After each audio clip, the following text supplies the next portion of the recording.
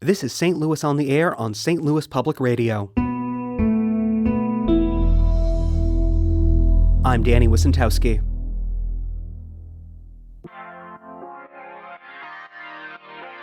For almost 2 centuries, beer has shaped St. Louis.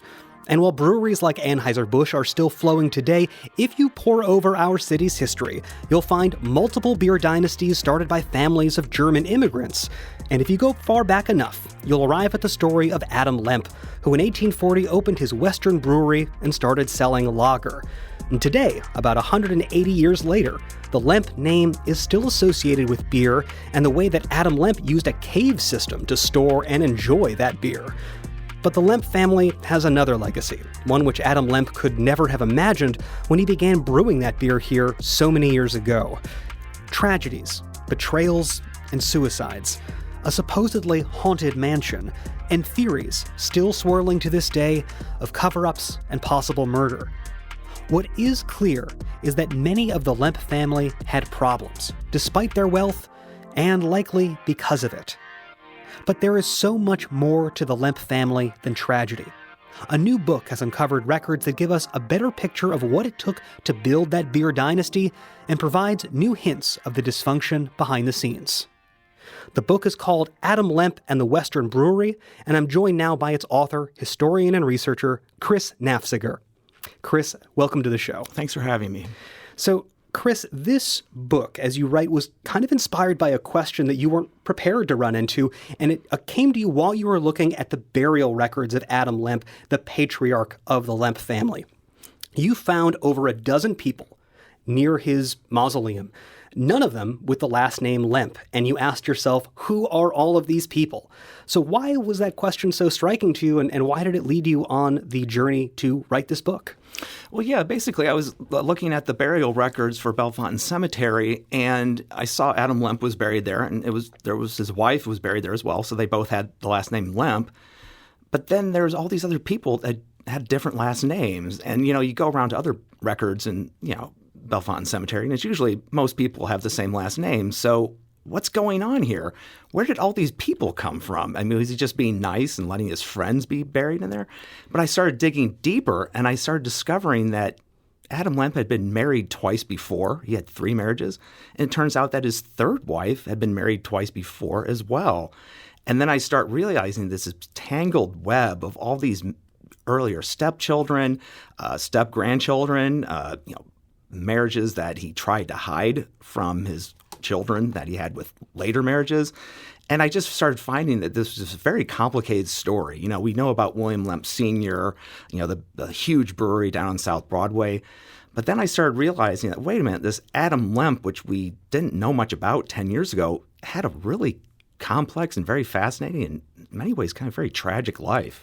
And you really try to get a sense of who this man was. And this is not easy. This is 1840. This is a long time ago, even though there are a lot of newspapers and records. But you don't start in St. Louis. You actually try to go to Germany and to figure out where he was born, how did he come to America, what was happening in this early part of his life. And you find a wife and you find a child that he abandoned, as well as these debts. What picture came up as you examined Adam Lemp's life in Germany that he left behind?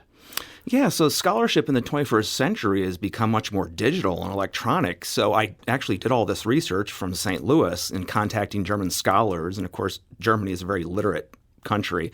And they had actually many different scholars in Germany had already been doing some research. And I contacted, there was actually a scholar who actually works for the city government of a small town called Eschwege in the German province of Hessen.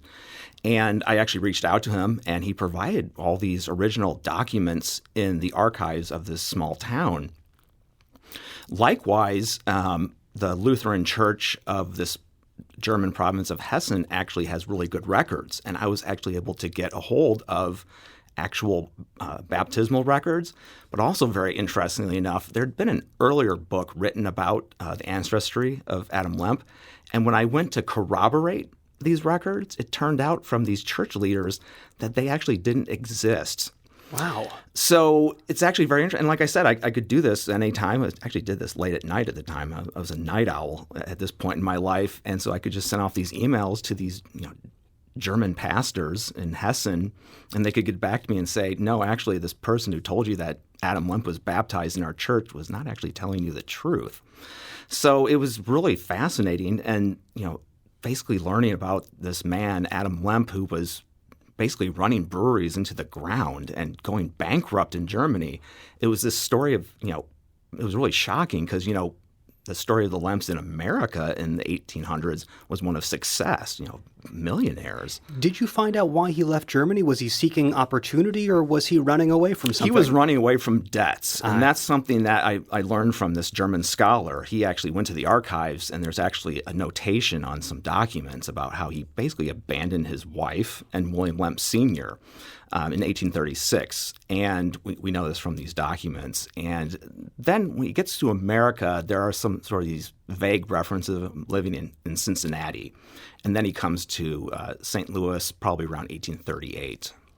And, that the year 1840 comes up a lot in your book, as it is sort of this purported date of when he opens the Western Brewery. That is not as clear as it might seem either. No, it's not. I think that's what the Lemps say it was. The earliest date that we can prove that he was actually brewing beer was 1841. That's when there's actual documentation. Now, the Lemps like to play fast and loose with history.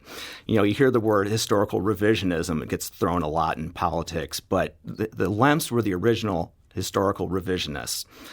They lied about who owned the brewery at one point. They lied about Adam Lemp's story about how he came to America. They basically just, papered over the fact that he abandoned his family, for starters. He said that he actually brought his son William with him to America originally, which is not true. They like to lie a lot. Tell me a bit about this. When he does land in St. Louis, in whatever year it might have been. Your book goes into a bit of what German brewery culture was, but this was also a bit in conflict with the culture of St. Louis, the non-German immigrants. One of the most fascinating parts of this is that Adam Lemp is continually sued and indicted for serving whiskey and alcohol on Sunday, and he just pays the fine and continues this conduct. What stands out about what St. Louis looked like and this brewing culture that Adam Lemp just becomes the king over, it seems like, in a relatively short amount of time? Yeah, that's a great question. I think it's interesting. There's a huge debate about immigration in America right now. It's one of the biggest questions in America right now is that immigration. But what people don't realize is that back in the 1840s, Germans were seen as these invaders, these people that were un-American, and there were people that were being questioned about their loyalties. And one of the big things that native-born Americans really pointed to was the fact that they drank on Sundays. And there was actually a law in St. Louis that you could not serve alcohol on Sundays. And Adam Lemp and many of his fellow businessmen in St. Louis just openly sold alcohol, and he got arrested for it. And the fine was $5, which was actually a lot of money back then. That was basically a skilled laborer's weekly pay. And Adam didn't seem to care at all. He was arrested constantly for it. He would pay the $5 fine and just continue on selling. And that created a lot of that tension in, the St. Louis society, that basically these Germans came in and ignored what were seen as proper societal norms in St. Louis at the time. Right. But those breweries were very popular. They had people packed into the saloons, into the cave system. I do want to return to a note here that we kind of started with the fact that you were initially pulled into this story by kind of this mysterious presence of many people without a Lemp last name at the Lemp burial. And there's just this incredible anecdote you bring up in the book, and it speaks to how much bad blood was within this family, how much they had retained this interior conflict. And you mention some of it goes back to Adam Lemp's abandonment of his family in Germany. But you mentioned the fact that Adam Lemp's son, William, was so angry over that abandonment. William built a new mausoleum in Bellefontaine Cemetery, but only for his wife's parents. And then William's son continued this feud, and you found this incredible letter from 1909. William Jr. writes to the cemetery. He is a millionaire, by the way, at this point. He writes that he doesn't want to pay the annual fee to maintain Adam Lemp's grave, a savings of about $5.95. You include this anecdote in this book, and this just seems like the most petty thing a millionaire could do. What does this signify to you about the state of the Lemp family? Well, yeah, that, like I mentioned that, Adam Lemp was married 3 times. And so William Lemp is from the second marriage. And so, of course, she would be the grandmother of all the famous children that you hear all the stories about. And it really points to that, this was not a happy family where everybody got along. And I think it's very telling that when it came time for the mausoleum to be built, and, the Fiker, Jacob and Elizabeth Fiker, they were moved to the mausoleum, but, William Lemp Jr., Billy Lemp, he's who married the Lavender lady, Lillian Handlin. They weren't willing to, first of all, move their own grandparent, their own grandfather. They left him behind. They had no love for him. And likewise, they weren't willing to pay $6 to mow the lawn. Now, nowadays, Bellefonte Cemetery just mows the lawn for everybody. You don't have to pay $6 a year. But I think that really points to the fact that there was bad blood, that was like 60 years later. Yeah, and the fact that it held on and getting a dollar amount, how much value did they get out after saying, screw you to that side of the family? Exactly. But we're going to continue this conversation, but we need to take a quick break first. We'll be back shortly to continue this talk about the Lemp family and why some local historians are working to show people that there is so much more to the Lemps than just tragedy. This is St. Louis on the Air on St. Louis Public Radio.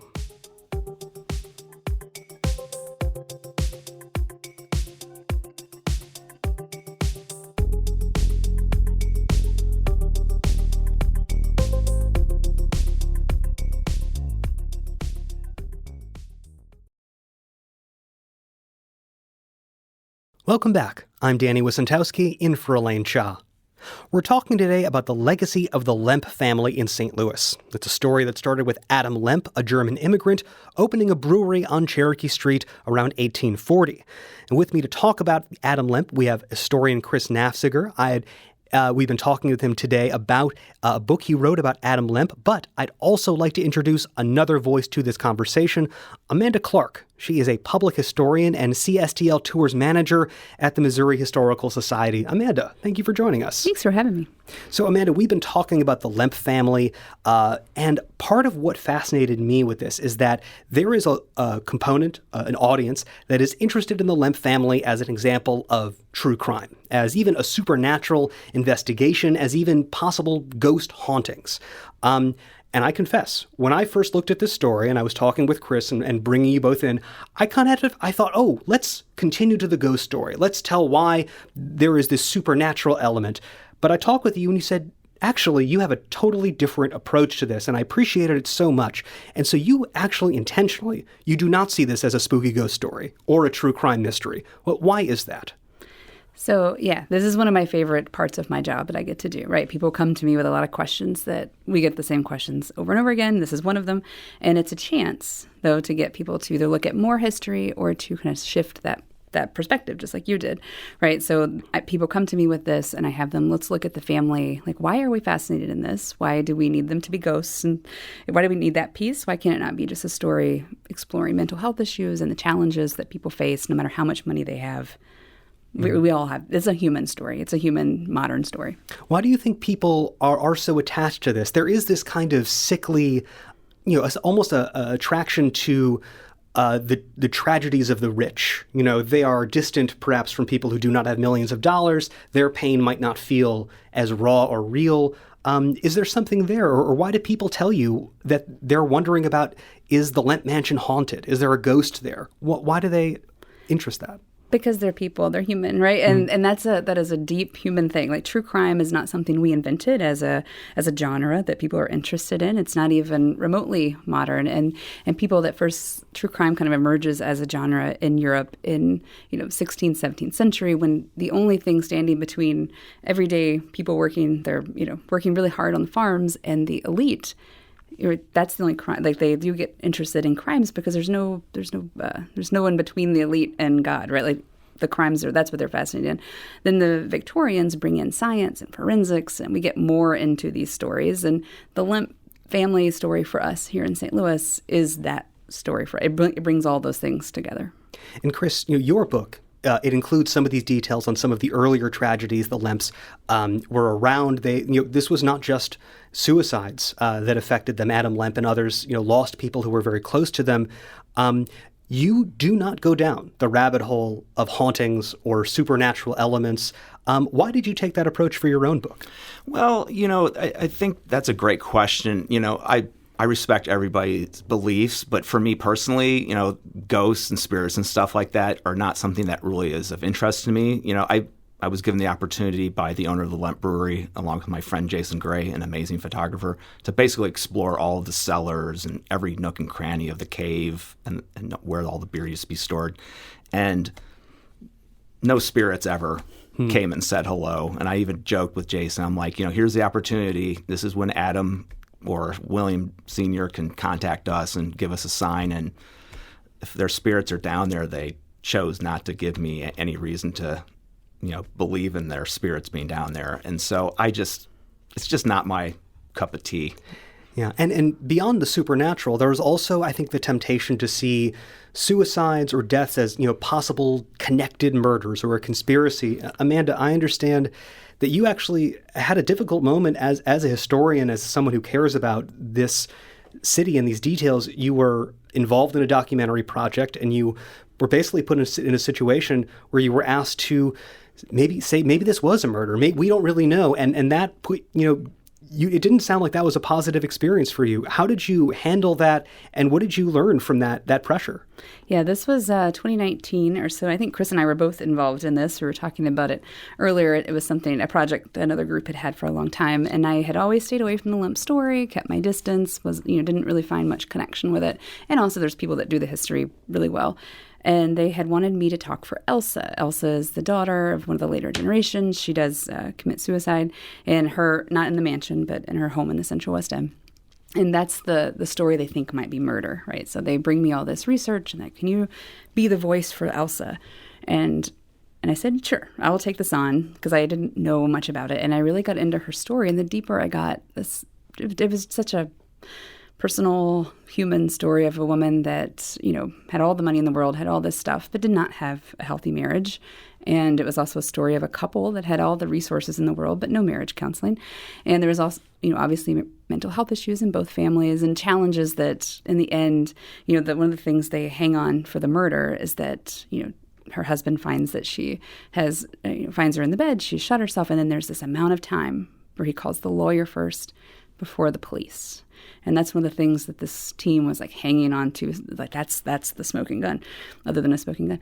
And and I was like, well, I don't know. I'm not obviously not super wealthy, but if I was, I'd probably call my lawyer first.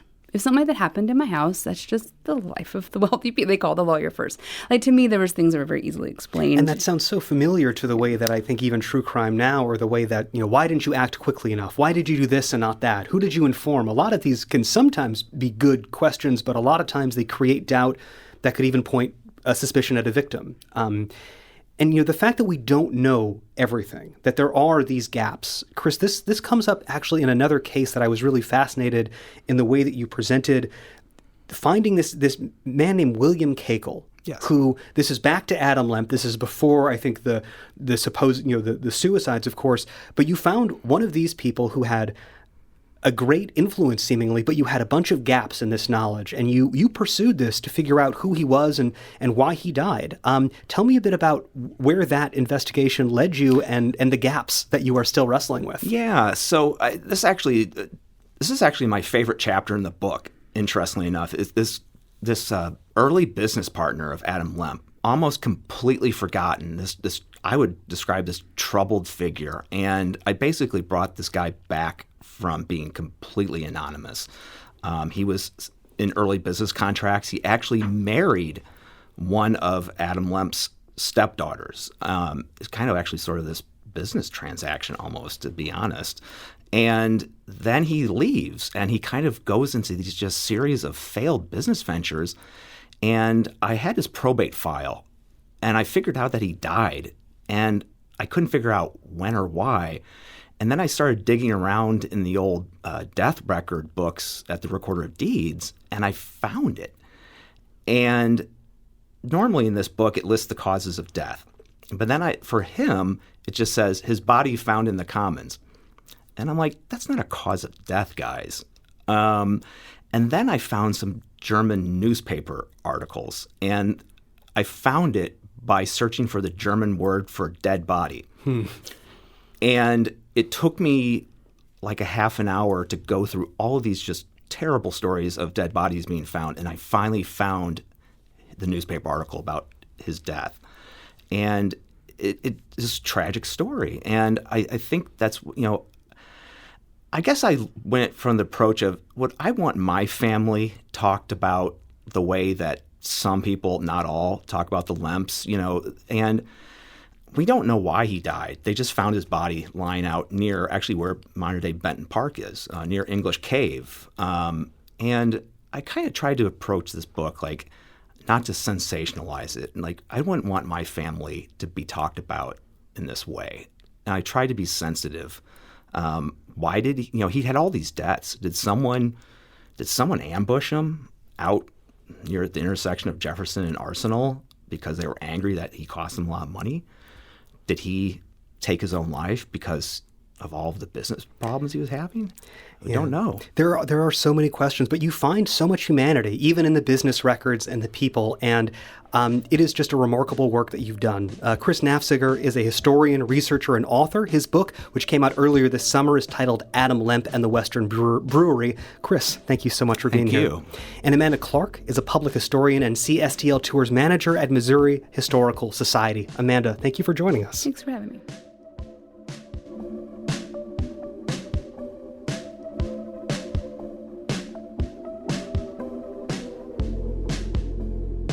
This episode was produced by Danny Wissentowski. Audio engineering and podcast design by Aaron Dorr. Our executive producer is Alex Hoyer. St. Louis on the Air is a production of St. Louis Public Radio.